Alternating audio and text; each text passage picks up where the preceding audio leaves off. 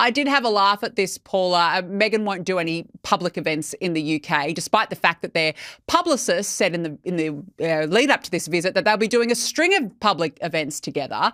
So we've got Meghan's visit was delayed, of course, because Harry claimed that he would be the victim of a terror plot without that taxpayer-funded security you mentioned. And suddenly she appears in London with the kids. All will stay very private. I don't know about you, but I just feel like this trip's been so confusing. Yeah, well, she stayed private because he lost. So the thing is that Buckingham Palace had been offered to Harry for Monday and Tuesday. He said no. Then on Sunday, he said, I want it only for Tuesday. And the palace was like, yeah, no, it's too late. But they also knew that the Daily Mail verdict was coming down on Tuesday, and they did not want Harry grandstanding on the steps of Buckingham Palace to do so. And had he won on any of the 97 counts that he and the other co-claimants brought, he would have done some grandstanding. Had he won on anything, Meghan would have been by his side. And in fact, the plan was for her to be there at Invictus in Birmingham. She was going to go out and do the hospitals with him. And because he did not win, she did not join. Now, she also didn't join because she does not want to be booed. And frankly, her popularity is, it's just, there's not much lower you can go. She might be slightly more popular than former Prince Andrew, but not by much at this point. So she didn't want to be booed. She didn't want to be embarrassed. But you also have to wonder, if I was married and my husband basically had the worst week of his life in 30 years, wouldn't you want to be by his side?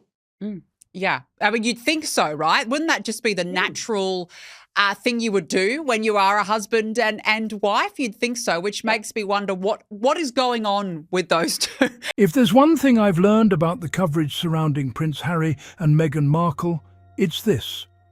Some commentators don't wait for facts to tell a story. They start with the story they want to tell and then fit the facts around it. And that is exactly why we're talking about this latest Sky News discussion today.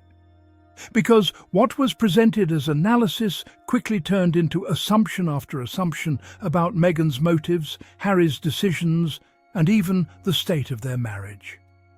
Welcome back, Sussex gang. If you're new here, I'm so glad you've joined us.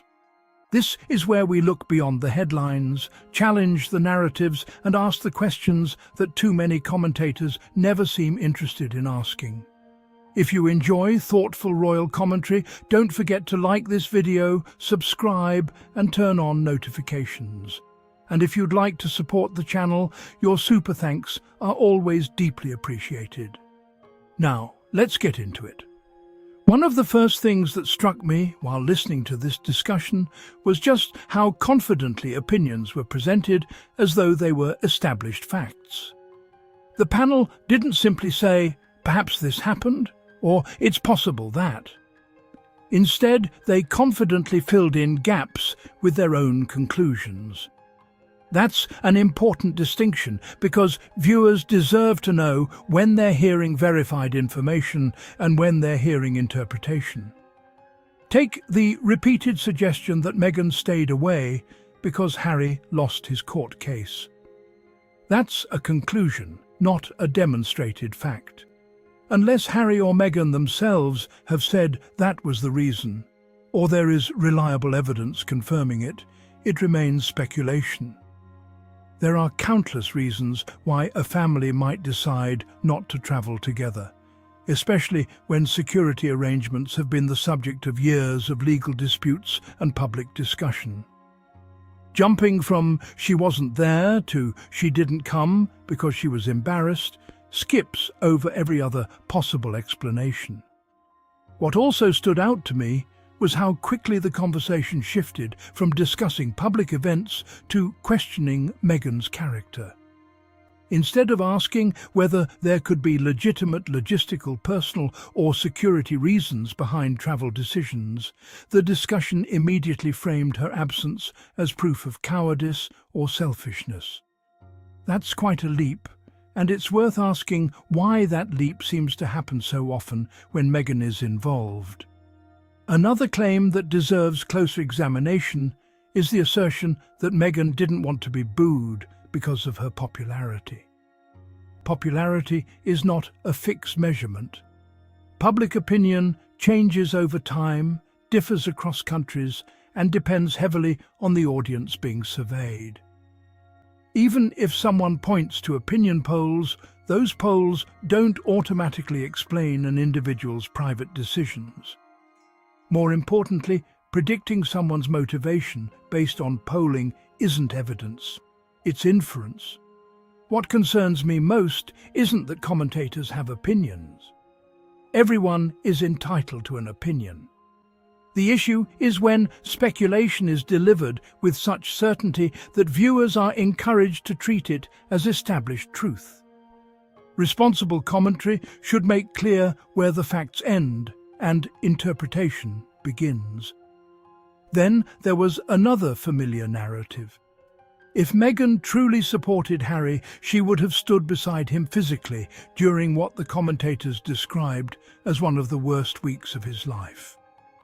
On the surface, that sounds emotionally compelling. But think about it for a moment. Is support only measured by whether someone appears in front of television cameras? Of course not. Most of us understand that real support often happens away from the public eye. A spouse doesn't have to be photographed beside their partner to be offering encouragement, advice, or comfort. In fact, one of the very criticisms Harry and Meghan have consistently faced is that every aspect of their private lives is scrutinized. So, if they choose to keep certain family moments private, shouldn't that privacy be respected rather than turned into another opportunity for speculation? What I also found telling was how quickly the conversation moved from Meghan's absence to rumours about the state of the Sussexes' marriage. We've seen this pattern before.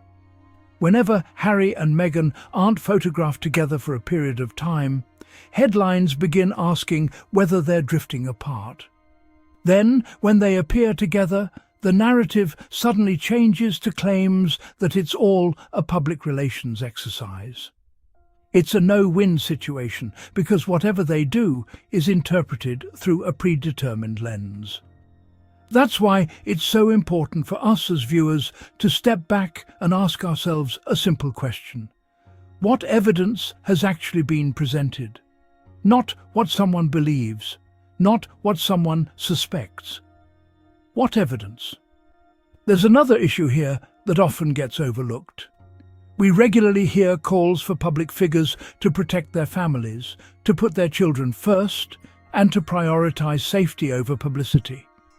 Yet, when Harry and Meghan make decisions that appear consistent with keeping aspects of their family life private, those same choices are sometimes criticized as evidence of ulterior motives. That's a contradiction worth noticing. Whether someone agrees with Harry's legal arguments over security or not, it is a matter of public record that security concerns have been central to his legal challenges for years. That context matters. It doesn't automatically validate every decision, but it does remind us that family travel and public appearances are unlikely to be simple matters for them. And here's something else I think deserves attention. The discussion devoted considerable time to imagining what Harry or Meghan would have done under different circumstances. But none of us can know with certainty what someone would have done in a hypothetical scenario. Commentary becomes much stronger when it focuses on what actually happened rather than constructing alternate realities. At the end of the day, viewers are perfectly capable of making up their own minds. They don't need commentators to tell them what someone must have been thinking. They deserve analysis rooted in evidence, context, and intellectual honesty. That's a higher standard, and it's one worth expecting from everyone, regardless of where they stand on Harry and Meghan. So, as this latest round of headlines fades and the next one inevitably arrives, I'd encourage all of us to do something increasingly rare.